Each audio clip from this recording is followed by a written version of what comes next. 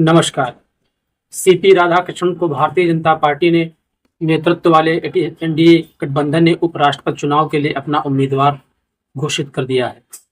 उपराष्ट्रपति पद के लिए एनडीए के उम्मीदवार राधाकृष्णन वर्तमान में महाराष्ट्र के राज्यपाल हैं। सीपी राधाकृष्णन की उम्मीदवारी से जुड़ी जानकारी बीजेपी अध्यक्ष और केंद्रीय मंत्री जेपी नड्डा ने प्रेस कॉन्फ्रेंस के दौरान दी है। उन्होंने बताया कि पीएम नरेंद्र मोदी की मौजूदगी में संसदीय बोर्ड की बैठक में सर्वसम्मत से फैसला लिया गया है। कौन है सीपी राधाकृष्णन, आइए इसके बारे में जानते हैं।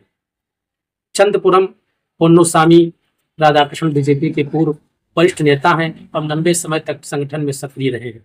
वो 2 बार लोकसभा सांसद रह चुके हैं और पार्टी की तमिलनाडु इकाई की अध्यक्ष पद पर भी कार्य कर चुके हैं।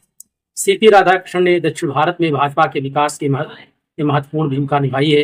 वो तमिलनाडु के कोयम्बटूर से 2 बार लोकसभा सदस्य भी रह चुके हैं। उन्होंने यहाँ 2 बार 1998 और 1999 में जीत हासिल की थी, लेकिन उसके बाद उन्हें 2004, 2014 और 2019 में लगातार 3 बार कोयम्बटूर से हार का सामना करना पड़ा था। फरवरी 2023 में उन्हें झारखंड का राज्यपाल नियुक्त किया गया। झारखंड के राज्यपाल रहते हुए उन्होंने तेलंगाना के राज्यपाल और पुदुचेरी के उपराज्यपाल का अतिरिक्त कार्यभार भी सौंपा गया था। इसके बाद जुलाई 2024 में वे महाराष्ट्र के राज्यपाल बनाए गए। राधाकृष्णन ने अपने राजनीतिक जीवन की शुरुआत छात्र आंदोलन से की। 2007 में जब वे तमिलनाडु के प्रदेश अध्यक्ष थे, उन्होंने राज्य में 93 दिनों की 19,000 किलोमीटर लंबी रथ यात्रा की थी। इस यात्रा में उन्होंने मुख्य रूप से नदी जोड़ो, आतंकवाद, समान नागरिक संहिता, अस्पृश्यता व नशे के दुष्परिणाम जैसे मुद्दों पर ध्यान आकर्षित किया था। कैसे होता है उपराष्ट्रपति का चुनाव, आइए जानते हैं। उपराष्ट्रपति का चुनाव परोक्ष रूप से होता है, जिसके निर्वाचक मंडल यानी इलेक्टोरल कॉलेज में राज्यसभा और लोकसभा के सांसद शामिल होते हैं।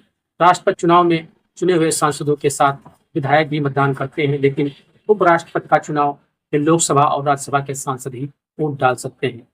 खास बात यह है कि दोनों सदनों के लिए मनोनीत सांसद राष्ट्रपति चुनाव में मतदान नहीं कर सकते हैं, लेकिन वे उपराष्ट्रपति चुनाव में वोटिंग कर सकते हैं। उपराष्ट्रपति का कार्यकाल पूरा होने 60 दिनों के अंदर चुनाव कराना जरूरी होता है। इसके लिए चुनाव आयोग एक निर्वाचन अधिकारी नियुक्त करता है, जो मुख्यतः किसी एक संघ का महासचिव होता है। निर्वाचन अधिकारी इन चुनाव को लेकर पब्लिक नोट जारी करता है और उम्मीदवार से नामांकन मंगवाता है। उपराष्ट्रपति पद के लिए चुनाव लड़ने के लिए उम्मीदवार के पास 20 प्रस्तावक और कम से कम 20 अन्य अनुमोदक होने चाहिए। प्रस्तावक और अनुमोदक राज्यसभा और लोकसभा के सदस्य ही हो सकते हैं। उम्मीदवार को 15,000 रुपये भी जमा करने होते हैं। इसके बाद निर्वाचन अधिकारी नामांकन पत्रों की जांच करता है और योग्य उम्मीदवारों के नाम बजट में शामिल करता है। कोई भी व्यक्ति भारत का उपराष्ट्रपति चुने जाने के लिए तभी योग्य होता है जब वह कुछ शर्तों को पूरा करता है। जैसे वह भारत का नागरिक होना चाहिए, उसकी उम्र 35 साल से कम नहीं होनी चाहिए और वह राज्यसभा के लिए चुने जाने की योग्यता को पूरा करता हो। अगर कोई भारत सरकार या किसी अन्य सरकार के अधीन कोई लाभ के पद पर रहता है तो वह उपराष्ट्रपति चुने जाने के योग्य नहीं होता है। आगामी उपराष्ट्रपति चुनाव के लिए नामांकन भरने की तारीख 21 अगस्त है। मतदान 9 सितंबर को होगा और उसी दिन नतीजे भी आएंगे। नमस्कार।